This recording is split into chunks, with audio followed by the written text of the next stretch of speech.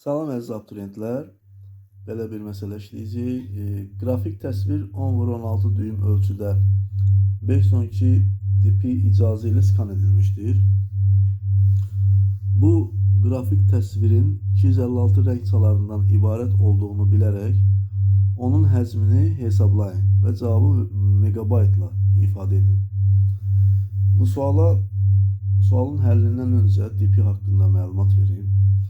Dipi ümumiyyətlə gördüyünüz kimi skan edilmiştir deyə bir yəni cümlə var burada. Skan edilmiştir. Təbii ki, bu skaner vasitəsilə skan edilir və skanerin aktiv imkanları dipi ilə ölçülür. Aktiv imkanları deyəndə optik ayırt etmə qabiliyyəti nəzərdə tutulur və skanerin optik ayırt etmə qabiliyyəti dipi ilə ölçülür. Dipi deməli dots per inch. Bir inçə düşən, yəni bir düymə düşən, bir düym ölçüyə düşən nöqtələrin sayı deməkdir. Yəni skanerin aktiv imkanları, yəni optik ayırt etmə qabiliyyəti bir düymə düşən, bir inçə düşən nöqtələrin sayı ilə müəyyənləşdirilir, xarakterizə edilir. Bir düym ölçü də bildiğiniz kimi bir düğüm deməli 2,54 santimetr veya 25,4 milimetr hesab olunur. Yani 2,54 santimetr ölçüye düşen nöqtələrin sayı dipi adlanır. Ve skanerin aktif imkanları bundan xarakterize edilir. Ümumiyyətlə bu ölçü, bu dipi ölçüsü nə qədər böyük olarsa skanerin skan elədiyi təsvir bir o qədər dəqiq və detallı olur. Misal üçün adi yazılar üçün skan elədiyin sənəd, yəni adi sənədlərdirsə, adi yazılardan ibarət sənəddirsə, yəni sənədlərdirsə 300 düym kifayətdir. 300 dipi daha doğrusu 300 dipi kifayətdir. Amma bizim skan elədiyimiz sənəd şəkillərdən, illüstrasiyalardan ibarətsə və ya hər hansı bir şəkili skan edirik və düşünürüksə ki, bu şəkil üzərində redaktə iş aparacağıq, hər hansı bir qrafik redaktorda, bu zaman minimum 600 dipi olmalıdır.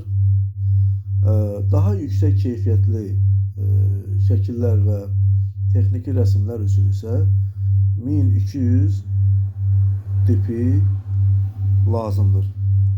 Yəni skanerin bu yəni göstəricisi nə qədər yüksək olarsa həm qiyməti bir o qədər baha olur, həm də onun skan elədiyi təsvirlər bir o qədər dəqiq, detallı və keyfiyyətli olur. İndi keçək məsələmizin həllinə. İndi deyir ki, qrafik təsvir 10x16 düym ölçüdə. Dedik ki, bir düymə düşən nöqtələrin sayı dipi ilə ölçülür. İndi burada deyir ki, 10x16 düym var.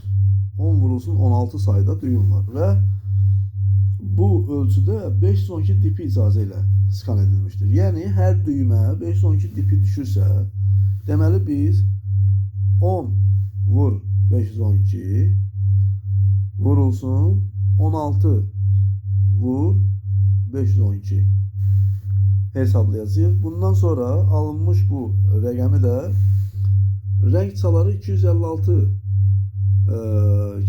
rəngdən ibarətdir bu qrafik təsvir. Bu Hartley düsturundan biz tapa bilərik ya, belə bir düsturdur Hartley düsturu. Böyük n bərabərdir 2/2. Yəni rəng çaları qrafik təsvirdə olan rənglərin sayı bərabərdir.